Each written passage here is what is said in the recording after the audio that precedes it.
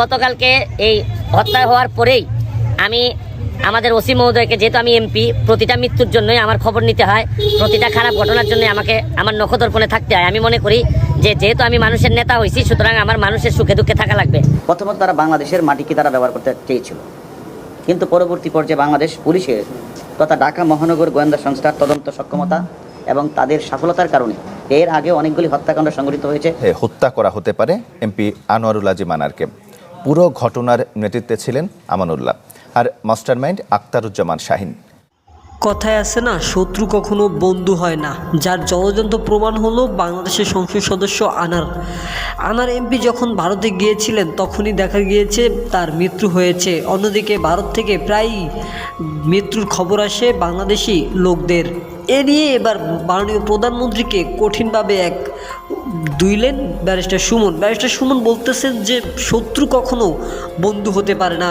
অন্যদিকে মাননীয় প্রধানমন্ত্রী এই বক্তব্যকে কেন্দ্র করে রীতিমতো তিনি যেন অবাক হয়ে গিয়েছেন বক্তব্য শুনে। নাটনি সম্পূর্ণ ভিডিওটি দেখতে থাকেন, সুমন কি বলছেন এবং খুন নিয়ে কি বলতেছেন। সম্পূর্ণ ভিডিওটি দেখার পরে অবশ্যই আপনাদের মতামতটুকু জানাবেন। প্রথমে আমরা সেই ভিডিওগুলো দেখে আসি। কিন্তু পরবর্তী পর্যায়ে বাংলাদেশ পুলিশের তথা ঢাকা মহানগর গোয়েন্দা সংস্থার তদন্ত সক্ষমতা এবং তাদের সফলতার কারণে এর আগে অনেকগুলি হত্যাকাণ্ড সংঘটিত হয়েছে। প্রত্যেকটি হত্যাকাণ্ডের ক্লু আমাদের ডিবি পুলিশ, ঢাকা মহানগর গোয়েন্দা পুলিশ আমরা বের করেছি। তারা সাহস না পেয়ে তারা তখন বাহিরের মাটিতে তারা প্ল্যানটা তারা করেছে এবং সে প্ল্যানের পার্ট হিসাবে প্রথমে তারা একটি বাসা ভাড়া নেই সেখানে 25 তারিখ, এবং সে বাসা ভাড়া এগ্রিমেন্টে বলা আছে তারা সেখানে গিয়ে 30 তারিখ উঠবে এবং তারা সেই মোতাবেকই মাস্টার প্ল্যান যিনি করেছেন তাকে হত্যা করা, তিনি এবং যিনি অপরাধটা হত্যাকাণ্ড সংঘটিত করবেন, যিনি করবেন উনি এবং আরেকজন তাদেরই গার্লফ্রেন্ড, তারা 3 জনে মিলে 30 তারিখ বাংলাদেশ থেকে তারা বিমান যুগে চলে যায় কলকাতা। সেখানে তারা গিয়া যেই বাসাটায় তারা উঠেছে সেই বাসাটাতে ভাড়া করে সে বাসায় উঠেছে। অর্থাৎ তারা বোঝাতে চেয়েছে যে এখানে ফ্যামিলি থাকবে, এটা কোনো অপরাধের কোনো কিছু ঘটবে না, এরকম এটি তাদের প্রথম তাদের ইয়েটা ছিল এরকম।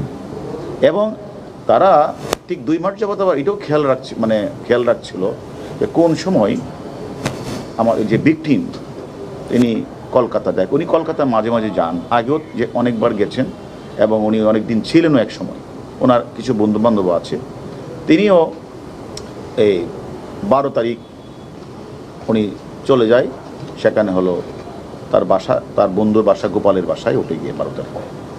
আর এই দিক দিয়ে আর আগেই কিন্তু ওরা জানে যে ভিকটিম 12 তারিখ যাবে, তাদের কাছে প্ল্যানটা জানার পরে তারা 30 তারিখ সেখানে তারা এখানে যায়, গিয়ে ওইখানে আরও 2 জনকে তারা হায়ার করে, অর্থাৎ এই বাসাতে আসা যাওয়া করবে এই 2 জনকে তারা ঠিকঠাক করে দেয়। এর মধ্যে একজন জিহাদ অথবা জাহিদ আর একজন হলো সিয়াম, ওইখানে ঠিক করে দেয়।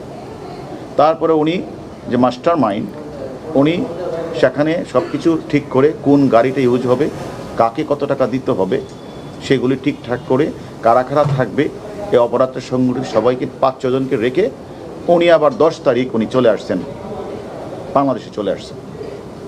এইদিকে আমাদের ভিকটিম উনি যখন গেলেন 12 তারিখ গোপালের বাসায় ছিল, 13 তারিখ ওনাকে তারা ওই যে চক্রটার সাথে সাক্ষাৎ, উনি বলেছে আমার একটি কাজ আছে, আমার বের হতে হবে। 13 তারিখ ওনাকে প্রথমে একটা সাদা গাড়িতে করে ফয়সাল নামে একজন ব্যক্তি তাকে সাদা গাড়িতে রিসিভ করার পরে ওনাকে সেখান থেকে নিয়ে আর কত দূর গেলেই সেখানে যে মূল হত্যাকাণ্ডটা সংঘটিত করেছে উনি আর আমাদের ভিকটিম আর ফয়সাল এই গাড়িতে উঠে, আর ইন্ডিয়ান একজন ড্রাইভার ছিল রাজা, সে বিষয়ে কিছুই জানে না, সে জাস্ট ক্যারিয়ার হিসেবে তাদেরকে নিয়ে ওই বাসায় যায়। ওই বাসায় যাওয়ার পরপরই আরেকজন ব্যক্তি আছে মুস্তাফিজ না, উনি ওই বাসায় ঢুকে গিয়ে এবং এরা ঢুকার পরে আর সেখানে জিহাদ অথবা জাহিদ এবং সিয়াম তারা আগে ভিতরে ছিল। সেটা 13 তারিখ 2:51 তারা সবাই ঢুকেছে এবং আধা ঘন্টার মধ্যেই কিন্তু এই নৃশংস বর্বরোচিত হত্যাকাণ্ডটি সংঘটিত হয়ে যায় এবং তারা এই হত্যা সংঘটিত করার পরেই ঠিক আধা ঘন্টা বা 1 ঘন্টা পরেই এদের মধ্যে একজন যে সংগঠন করছে আবার বের হয়ে যায়, গিয়ে সেখানে আবার ভিকটিমের মোবাইলটা তারা অন করে সেখানে কিছু কথাবার্তা করে, অর্থাৎ যে ডিভাইসটাকে তারা ভিন্ন খাতে করে ওকে বাইরে চলে, সেখান থেকে আবার ভিতরে আসে, এসে তারা এটা আপনাদের বললে মানে এটা আসলে বলাও এটা আমাদের সকলের জন্য অত্যন্ত একটা কঠিন বিষয় যে তাকে তারা মানে তাদের প্ল্যানটা ছিল এরকম যে তারা একদিকে তারা বিদেশের মাটিতে হত্যাকাণ্ড সংঘটিত করবে এবং লাশটাকে এমনভাবে গুম করা হবে যাতে কেউ কোনোদিন খুঁজে না পায়, যার কারণে তারা মানে বিভিন্ন পার্টে ভাগ করে ফেলেছে, অর্থাৎ হাড্ডির সাথে মাংসকে আলাদা করে ফেলেছে এবং সেটা একটা সুটকেসে করে গ্রে কালারের সুটকেসে করে যে মূল যে আমাদের কাছে যিনি আছেন উনি আর হলো জাহিদ বা জিহাদ, এরা দুইটা ব্রিফকেস করে ওই যে পাবলিক টয়লেটের কাছে একটা গাড়ি ওয়েট করছিল, ওইখানে গিয়ে সিয়াম, তার নাম সিয়াম। ব্যবসায়িক বিরোধে হত্যা করা হতে পারে এমপি আনোয়ারুল আজিম আনারকে।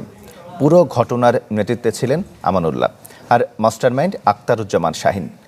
আমানুল্লাহ ও তার স্ত্রীকে গ্রেপ্তারের পর বেরিয়ে এসেছে এসব তথ্য। গোয়েন্দা পুলিশ জানায় শাহিন এখন যুক্তরাষ্ট্রে। এদিকে হত্যার অন্যতম সন্দেহভাজন সিয়ামকে গ্রেপ্তার করেছে কলকাতা পুলিশ। ফয়সাল হোসেনের রিপোর্ট। সংসদ সদস্য আনোয়ারুল আজিম আনারের হত্যা ঘিরে ধোঁয়াশা কাটছেই না। চিকিৎসা ভিসায় ভারতে গিয়ে কিভাবে হত্যার শিকার হলেন সেই খোঁজে দুদেশের প্রশাসন। এরই মধ্যে ঢাকার গোয়েন্দা তদন্তে মিলেছে চাঞ্চল্যকর কিছু তথ্য। ঢাকার গোয়েন্দা পুলিশ দাবি করেন খুনের মাস্টারমাইন্ড এমপি আনোয়ারের ঘনিষ্ঠ বন্ধু যুক্তরাষ্ট্র প্রবাসী আক্তারুজ্জামান শাহিন, যিনি পাশের উপজেলার পৌর মেয়র শহীদুজ্জামান সেলিমের ভাই। গোপন তথ্যের ভিত্তিতে পুলিশ ভাড়াটিয়া খুনি আমানুল্লাহকে গ্রেপ্তার করে। তার দেয়া তথ্যে উঠে আসে খুনের আদ্যপাদ্য। পরে পশ্চিমবঙ্গের পুলিশকে বিষয়টি অবহিত করে ঢাকার গোয়েন্দা পুলিশ। নিবিড়ভাবে আমরা ইন্ডিয়ান পুলিশের সাথে কাজ করছি এবং আমাদের কাছে কয়েকজন আছে, তাদের সাথে আমরা প্রতিক্ষণেই কথা বলছি। গোয়েন্দা পুলিশ আরও জানায় হত্যার পরিকল্পনা হয় গত মাসের 30 এপ্রিল থেকেই। সে সময় আক্তারুজ্জামান শাহিন, আমানুল্লাহ ও শিরিস্তা কলকাতায় যান। নিউটাউনের অভিজাত এলাকায় একটি ফ্ল্যাট ভাড়া নেন তারা। তাদের সাথে যোগ দেয় ভাড়াটিয়া খুনি সিয়াম, জিহাদ, মোস্তাফিজ ও ফয়সাল। হত্যার ছক কষে 10 মে বাংলাদেশে চলে আসে শাহিন। 13 মে একটি সিসিটিভির ফুটেজ বিশ্লেষণে দেখা যায় পশ্চিমবঙ্গের একটি লাল প্রাইভেট কারে 3 জন নিউটাউনের ফ্ল্যাটে যান। গ্রেপ্তার আমানুল্লাহ জানায় সেদিনই শ্বাসরোধ করে খুন করা হয় এমপি আনোয়ারুল আজিমকে। ঘটনা ভিন্ন খাতে দিতে মরদেহ কয়েক টুকরো করা হয়।